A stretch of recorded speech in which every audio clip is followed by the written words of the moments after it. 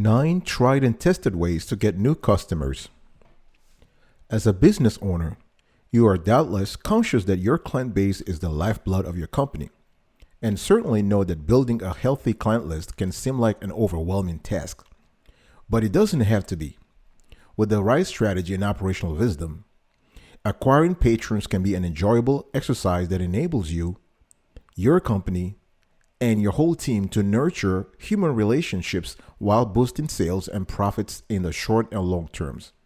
Try these 9 steps to help get more clients for your business.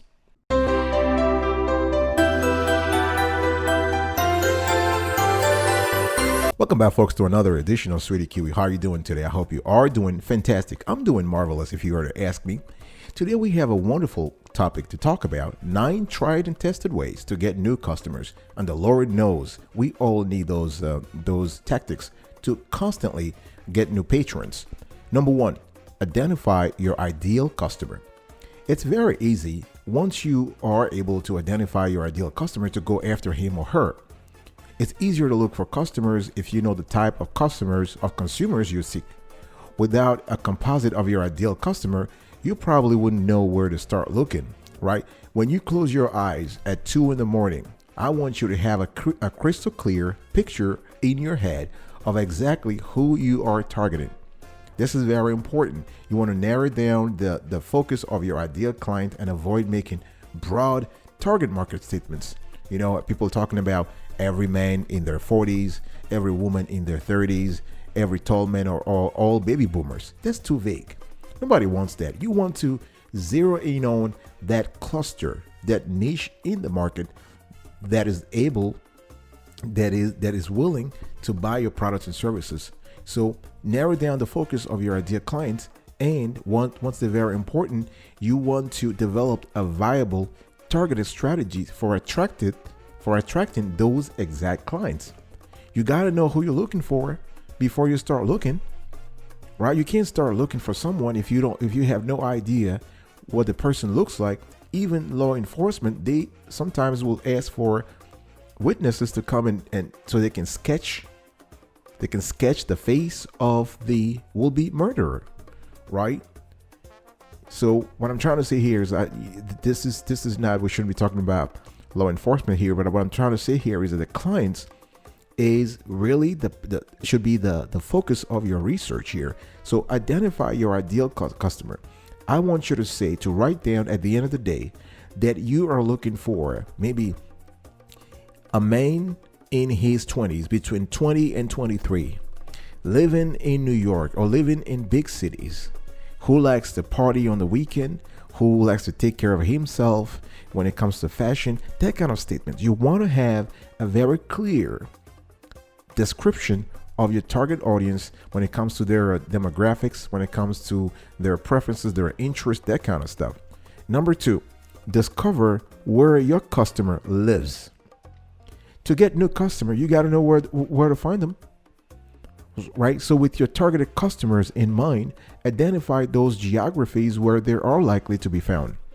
Now, when I'm talking about lives, the geography I'm referring to here is not just physical. The geography is also digital. So where are they likely to be found? I'm talking about the media, online, offline, mail, etc. And you need to create messages for them on those particular platforms. What I'm trying to say here is that the way you communicate with a potential client on the internet is not the same way you will communicate with that person via paper mail, right? So where you look for customers will depend on the nature of the business. You can have great online locations such as forums and social media pages, right?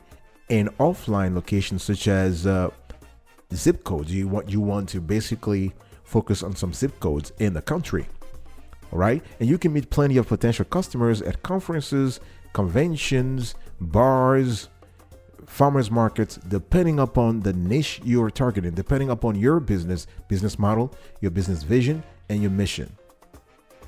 Number 3, find out top things your customer needs and wants.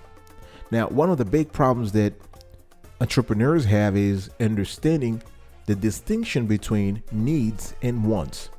You need to realize that sometimes our needs can cause us to spend more than we should, meaning needs can turn into wants. Let me give you a very simple example here. Let me give you an example of how basic needs will turn into wants. Let's say water, right? You and I, or every living being on planet Earth, needs to be hydrated, right? To stay hydrated, all you need is water.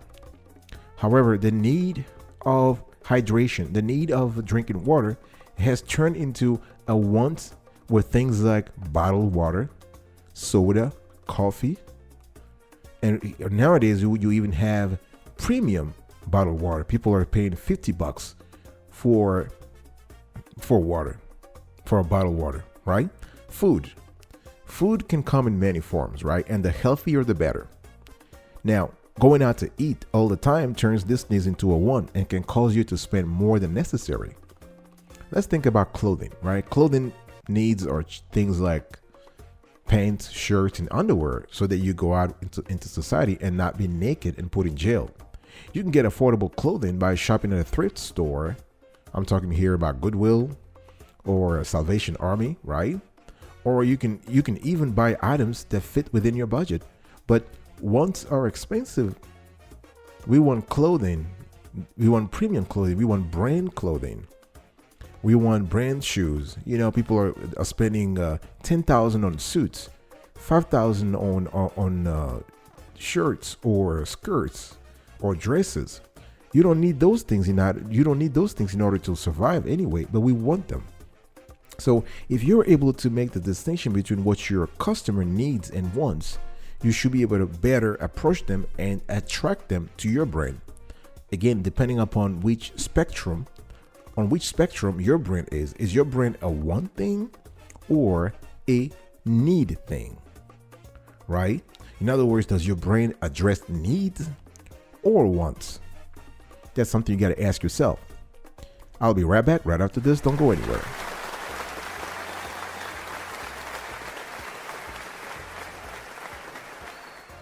Welcome back, folks, to another edition of Sweetie Kiwi. We are still having a conversation here around how to get new customers. And in the first section, I was giving you 3 ways to get new customers. Let me give you 3 more. But before I do so, please share this content if you believe we're adding value to you and other people might have the same interest in our content. Comment below. Let us know your experience when it comes to attracting new customers and like this content. Also, if you haven't already done so, please consider subscribing to our channel and turn on the notification bell so you are informed in real time by whatever platform you listen to us on: YouTube, Facebook, Instagram, Twitter. Whenever we drop a new show, they will notify you. Thank you. Know your customers' pain points. What is a pain point? A pain point is the problem that you're trying to solve. The pain point is the problem that the customer is experiencing and you are trying to solve. It is a specific problem that a prospective customer of your business are experiencing. In other words, you can think of pain points as problems, plain and simple. Like any problem, customer pain points are as diverse and varied as your prospective customers themselves. However, not all your customers will be aware of the pain point they are experiencing though, which can make marketing to these individuals very difficult because you have to help your prospect realize they have a problem. That's number 1, and convince them that your product or service will help solve it. That's number 2. So you have, for instance, financial pain points, right? Your prospects are spending too much money on their current provider, solution, or products, and they want to reduce their spend. They're having productivity pain points. So your prospects are wasting too much time using their current provider, solution, products, and want to use their time more efficiently. You have process pain points. In other words, your prospects want to improve internal processes such as assigning leads to sales reps or nurturing lower priority leads. And then you have support pain points. So your prospects aren't receiving the support they need at critical stages of the customer journey or sales process. So what you want to do here is that you need to identify among those 4 main types of pain points which one your customers are at, and you have to conduct a qualitative research study as well as quantitative to be able to know what's really happening here. Next, you want to know your business in and out. To attract new customers, to draw new patrons to your business, you got to know your own business. Thoroughly understanding your industry and having a firm knowledge of your product or service is critical to being able to attract interested patrons, right? If you know your products backward and forward, up and down, in and out, day in, day out, that fact comes through because people will know whether you are passionate about the product or service or you're just trying to make a sale. The people who would be interested in your offerings, remember though, they can see how knowledgeable you are and they will seek your assistance. What I'm trying to say here is that if you're trying to help people, if you're trying to help your prospective customer on their pain points, they want to see that you can add value to their lives. And how do they see that? By gauging your knowledgeability, your savviness, if such a word exists, how savvy you are, right? How savvy you are on that particular product or service you're trying to sell. So knowing your business inside and out also means you have to know the budget that you have, the resources you have, your business goals, and the marketing strategy. Because all of these things will coalesce to form the right continuum of commercial strategies that will attract ultimately your customers. Number 6, you want to provide specific answers to customers' pain points. Earlier, I was talking about knowing your customer's pain point. That's important. Knowing is good. Knowledge is power. But what do you do with that knowledge? How do you solve the problems? How do you solve their financial pain points, productivity, process pain point, and support pain points? You need to position your company, your brand, or yourself, if you are self-employed or you are a sole proprietor, as the answer. You want to give potential clients you come into contact with a great reason to try your services or products. This is really the first step, right? This is the first step to making them loyal customers. They have to be willing to give you a try. So provide value, constantly provide value, and establish yourself as having an in-depth understanding of the problems they're looking to solve. The thing here is that how do you establish that thought leadership? How do you establish that value? How do you provide that value? Well, you can do so through webinars, video tutorials, blog posts, guest blogging, and you have to get out there physically and network with people. Face to face, have conversation, answer questions. That's how you establish your authority, your intellectual authority in a specific field, right? So from all this, you will start to attract a following. And as long as you have a structured sales funnel setup, you'll be able to convert the followers, fans into paying customers. I'll be right back right after this. Don't go anywhere. Welcome back, folks, to another edition of Street EQ. We are still having a conversation today around 9 tried and tested ways to get new customers. And I've already given you 6 ways to get new customers. Now let's try to finish the next 3.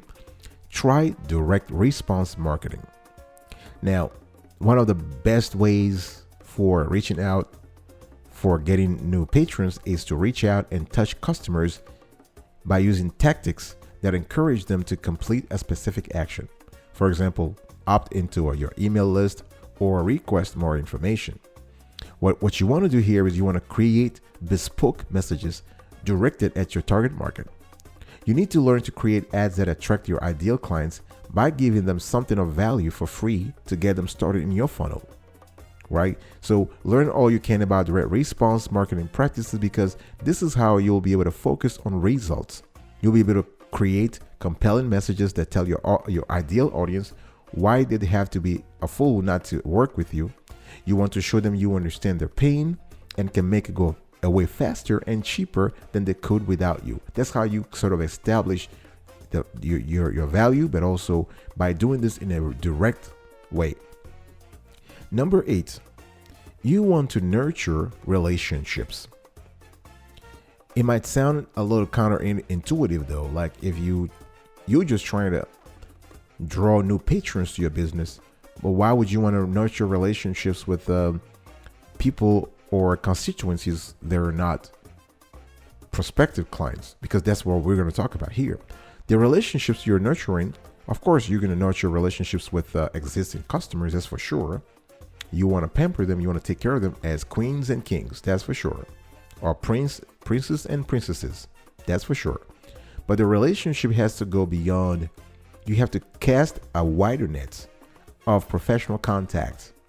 You want to nurture relationships with other businesses, with communities where your business conducts business, where your company conducts business. You want to team up with businesses that offer complementary services so that you have the opportunity to take advantage of synergy, right? This is a great way to build a business.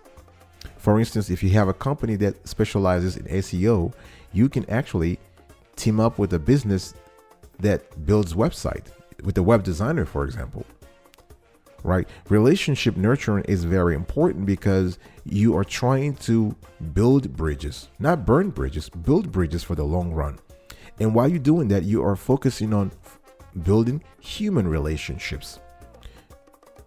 Here, I'm not talking about relationships that go through a contract where you have to save, where you have to sign a contract, something in writing. No, I'm talking about human relationships. People, the stronger your relationships are, the more likely your customers will be to tell their friends about you. That's what you need, right? The more likely they'll be to come back. You want the best form of advertising will be word of mouth. The people love your product so much they are willing to tell other people to come and buy from you. Number 9, follow-up. It's amazing how follow-up is critical. The thing here is that after your effort to bring in business, always remember to close the loop. You always want to follow up. You want to set follow-up tasks. You can, if you send a sample or you send a product, you want to follow up and you want to execute your plan. A lot of leads and great conversations are wasted because entrepreneurs and small business owners forget to follow up. So doing this simple step is sure to get your client base to grow. You want to follow up not only in terms of business, but you also want to follow up in terms of what the conversation items were. For example, if you're talking to a prospect and the prospect was talking about something that has nothing to do with your product or service. Let's say the person was talking about their passion. They love golf, for example. And basically there was a PGA tournament over the weekend. You can follow up on the conversation around golf and forget about your product or service. So the follow-up is qualitative. It can be broad or narrow. It can be narrow based on your products or service, or it could be broad based on everything you've spoken with a person about. And it could be qualitative and quantitative. It's all about what matters to you and what kind of goal you have. All right, folks. This is the end of today's conversation. I really appreciate your spending time with us. Here is a quick recap of our show. 9 tried and tested ways to get new customers. Number 1, identify your ideal customer. Discover where your customer lives. Find out top things your customer needs and wants. Know your customer's pain points. Know your business inside out. Provide specific answers to customers' pain points. Try direct response marketing. Nurture a relationship and follow up. I will see you next time. But until then, remember, stay marvelous.